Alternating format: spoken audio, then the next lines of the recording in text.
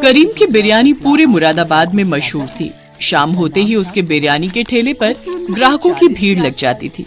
करीम का बिरयानी बनाने का तरीका बहुत अलग था। बढ़िया चिकन, मटन और खुशबूदार मसाले, खिला खिला चावल बिरयानी के स्वाद में चार चांद लगा देता था। पर अचानक एक दिन करीम को हल्का बुखार आया तो वो घर पर थोड़ा आराम करने के लिए उस दिन ठेला नहीं लगा सका। उसने सोचा कि तबीयत में सुधार हो जाएगा, पर करीम की तबीयत ज्यादा बिगड़ गई और बुखार ज्यादा बढ़ता गया, जिस कारण करीम के शरीर में बहुत कमजोरी हो गई। इसी वजह से करीम बिरयानी का ठेला भी नहीं लगा पा रहा था और उसके काम का नुकसान हो रहा था। ये लो तुम्हारी दवाई, डॉक्टर साहब ने बोला है बिल्कुल भी काम पर नहीं जाना, अभी तुम कुछ दिन और आराम करो।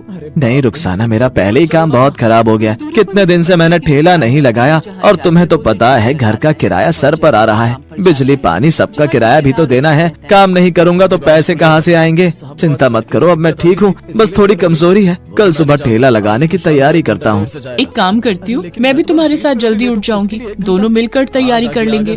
ठीक है, फिर सुबह मुझे जल्दी उठा देना। और करीम मियाँ, किराया कब दे रहे हो? मैंने सोचा तुम तो आओगे नहीं तो खुद ही आ जाऊं। अकरम भाईजान, बस कुछ दिनों से तबीयत खराब चल रही है, इसलिए काम भी बंद पड़ा है। कुछ दिन कमाई करके फिर मैं जल्दी ही किराया देने की कोशिश करूंगा। नहीं नहीं, अब एक भी दिन ऊपर नहीं करना, कल तक मेरा किराया मुझे दे दो। वैसे भी मेरे साले की शादी है, मैं कुछ दिनों के लिए परिवार के साथ शादी में जा रहा हूँ, उसके बाद बहुत देर हो जाएगी। शादी के लिए खरीदारी भी तो करनी है, तो कुछ भी करके कल तक पैसों का इंतजाम कर ले, मैं कल फिर आऊंगा। अकरम धमकी देकर चला जाता है। करीम बिरयानी का ठेला लेकर बाजार पहुंचता है, पर अब उसी जगह पर किसी दूसरे आदमी ने बिरयानी का ठेला लगाना शुरू कर दिया। उसके सारे ग्राहक भी उसी ठेले पर बिरयानी खाने लगे, क्योंकि वो बिरयानी वाला करीम से कम दाम में बिरयानी खिला रहा था। इस कारण करीम की बिक्री बहुत कम हुई। करीम परेशान हो गया, क्योंकि अगले दिन अकरम फिर से किराया लेने आ गया। देख करीम, तू मेरा किराया नहीं चुका सका, अब ये ठेला, ये बर्तन और घर का सामान मैं कबाड़ में बेचकर अपना किराया पूरा करूंगा। चलो लड़को, जल्दी जल्दी सारा सामान उठाओ और ले चलो। अकरम भाई, ऐसा ना करो, मेरे छोटे छोटे बच्चों को लेकर मैं कहाँ जाऊंगा, रात होने को है। अकरम भाईजान सुनो, अल्लाह के लिए मुझ पर रहम करो अकरम भाई। अकरम ने करीम की एक नहीं सुनी, वो उसका सारा सामान उठाकर ले गया। करीम की आंखें आंसुओं से भर गई। उसने अपने बेटे को गोद में लिया और पत्नी और बेटी के साथ घर से बाहर निकल आया। सुनिए, शाम होने को है, अब हम कहाँ जाएंगे, कोई ठिकाना भी तो नहीं है। थोड़ी देर में दिल्ली की बस आने वाली है, दिल्ली में ही रहेंगे। यहाँ मुरादाबाद में रहने का अब कोई फायदा नहीं। दिल्ली एक बार भाईजान के पास चलते हैं, हो सकता है वो कोई काम दिलवा दे। करीम अपनी पत्नी और बच्चों को लेकर मुरादाबाद बस अड्डे से दिल्ली की बस में बैठ गया और दिल्ली अपने बड़े भाई रहमान के घर पहुंचा। पर रहमान की पत्नी सलमा ने उन्हें वहां रहने के लिए साफ मना कर दिया। देखिए जी, मैं इन्हें यहाँ रहने के लिए इजाजत नहीं दे सकती। आप तो जानते ही हैं दिल्ली शहर में खर्चे कितने हैं। हम ही बड़ी मुश्किल से 2 वक्त की रोटी जुटा पाते हैं। अब इन दोनों का साथ में बच्चों का खर्चा उठाना हमारे लिए बहुत ही मुश्किल है। आप बुरा मत मानो करीम भाईजान, आपको कहीं और रहने का इंतजाम करना पड़ेगा। बेगम, कुछ दिन तो आप बीच में मत बोलो, बात मैं कर रही हूँ ना। देखिए भाईजान, ये सीधे हैं, ये तो आपको अपना छोटा भाई मानकर यहाँ रख लेंगे, पर सारी परेशानियाँ तो मैं जानती हूँ ना। छोटी छोटी चीजों के लिए कितनी मुश्किलें आती हैं। रुखसाना, तुम्हारे भी तो मायके वाले रामपुर में है ना, उनके पास क्यों नहीं चली जाती हो? भाभी जान, आप तो जानती हो मेरे मायके में भाभी बची हैं, वो भी बड़ी मुश्किल से मजदूरी करके अपने मायके में रहकर बच्चों को पाल रही हैं। अम्मी, अब्बू, भाईजान सभी दुनिया से चले गए। कहते कहते रुखसाना रो पड़ी। कुछ भी हो, अब यहाँ आप लोगों के लिए कोई जगह नहीं है, माफ करना। करीम क्या ही करता, वो अपने परिवार को लेकर अपने भाई के घर से बाहर आ गया। सड़क पर भूखे प्यासे वो ऐसे ही घूमते रहे, ना कोई रुकने की जगह, ना कुछ खाने पीने का इंतजाम। करीम के पास जो भी पैसे थे सारे खत्म हो चुके थे। करीम कुछ देर के लिए बच्चों को लेकर फुटपाथ पर एक कोने में बैठ गया। तभी उसका बेटा खेलते खेलते रोड के दूसरी तरफ बने एक बड़े होटल के पास भाग गया। वहाँ बहुत सारे गुब्बारों की डेकोरेशन का काम चल रहा था। हटो बेटा, हटो यहाँ से, यहाँ काम चल रहा है, छोड़ो इस गुब्बारे को, जाओ यहाँ से। अरे जुम्मन मियाँ, जल्दी जल्दी डेकोरेशन का काम खत्म करो, वसीम साहब और उनकी बेगम आने वाले होंगे। कुछ भी कहो वसीम साहब, हर साल अपनी बेगम का जन्मदिन बेहद धूमधाम से मनाते हैं। तभी होटल के अंदर से मैनेजर फोन पर बात करता हुआ बाहर आता है। सर, मुरादाबादी बिरयानी के बारे में आपने मुझसे कहा था, पर हमारे मुरादाबादी बिरयानी बनाने वाले बावर्ची की तबीयत खराब हो गई है। वो एक हफ्ते की छुट्टी पर गए। सर, मैं जानता हूँ मैडम को मुरादाबादी बिरयानी कितनी पसंद है, और आज वैसे भी उनका जन्मदिन है। ठीक है सर, मैं कुछ करता हूँ।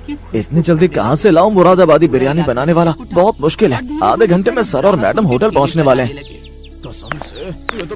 सर जी, मैं कुछ मदद करूं? मैं मुरादाबादी बिरयानी बहुत लाजवाब बनाता हूं। सच तो ये है कि मुरादाबाद में मेरा अपना बिरयानी का ठेला था, पर कुछ मजबूरियों के चलते मुझे दिल्ली आना पड़ा।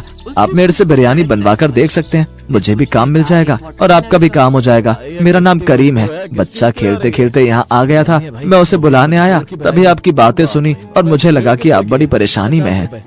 अच्छा, तो तुम मुरादाबाद के रहने वाले हो? ठीक है, अगर तुम मुरादाबादी बिरयानी लजीज बना सकते हो तो हमें कोई हर्ज नहीं है। आओ, मैं तुम्हें होटल की रसोई दिखा देता हूँ। ठीक है साहब, मैं अपनी बेगम को बोल देता हूँ, फिर आपके साथ चलता हूँ। करीम रुखसाना को बोलकर मैनेजर के साथ होटल के अंदर चला जाता है। होटल की रसोई में जाकर करीम बिरयानी बनाना शुरू करता है। आसपास खड़े बहुत से बावर्ची उसे मुरादाबादी बिरयानी बनाते हुए देख रहे थे। करीम के लिए तो बिरयानी बनाना बहुत ही आसान था। वो झटपट बहुत ही बढ़िया, लजीज, खुशबूदार बिरयानी बनाकर तैयार कर देता है। मैनेजर उस बिरयानी को जब टेस्ट करता है तो वो हैरान रह जाता है। सचमुच करीम के हाथों की बिरयानी बहुत ही स्वादिष्ट थी। क्या बात है करीम मियां, तुमने तो बिरयानी बहुत ही बढ़िया बनाई है। मुझे लगता है सर और मैडम को तुम्हारी बनाई हुई मुरादाबादी बिरयानी बहुत पसंद आएगी। तुमने तो मेरी सारी परेशानी दूर कर दी। शुक्रिया साहब। करीम बिरयानी बनाकर होटल के बाहर आ जाता है और वहीं अपनी बेगम और बच्चों के साथ बैठ जाता है। होटल के अंदर से जन्मदिन की पार्टी की आवाजें आ रही थी। करीम बाहर ही इंतजार कर रहा था कि कब उसे मैनेजर बताएगा कि उसके हाथों की बिरयानी सबको कैसे लगी। काफी देर तक वो बाहर बैठा रहा। सुनो जी, आपको बिरयानी बनाकर आए बहुत देर हो गई। अभी तक मैनेजर ने आपको कुछ भी नहीं बताया। कहीं ऐसा तो नहीं कि वो बिरयानी बनवाकर भूल गए हो? एक बार आप खुद जाकर बात करते कि वो क्या कहते हैं। बच्चों को भी भूख लगी है। बेगम, अभी तो पार्टी चल रही है। हो सकता है पार्टी खत्म होने के बाद मुझे बताएं। ऐसे बीच में जाना अच्छा नहीं लगेगा। कुछ देर और इंतजार करते हैं। तुम रुको, मैं बच्चों के लिए सामने ठेले से कुछ खाने का लाता हूँ। करीम जैसे ही बच्चों के लिए कुछ खाने को लेने जाने लगता है, तभी वो मैनेजर को आते हुए देखता है। माफ कीजिएगा, अंदर पार्टी चल रही थी इसलिए आपको बता नहीं पाया। चलिए, आपको सर ने बुलाया है। खान मियाँ, करीम मियाँ की फैमिली के लिए कुछ खाने का इंतजाम कीजिए। करीम मैनेजर के साथ होटल के अंदर जाता है। मुझे मैनेजर ने तुम्हारे बारे में बताया।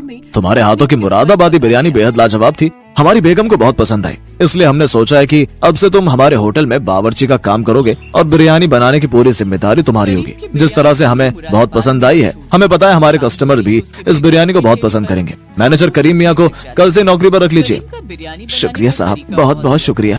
गरीब अकरम होटल के मालिक वसीम मियाँ को शुक्रिया कहता है। वो बहुत खुश था। उसकी आंखों में खुशी के आंसू थे, क्योंकि उसे इतने बड़े होटल में बावर्ची की नौकरी मिल गई, जहाँ पर उसकी तनख्वाह भी बहुत अच्छी थी। अल्लाह की रहमत से करीम की जिंदगी से दुखों का साया हट गया।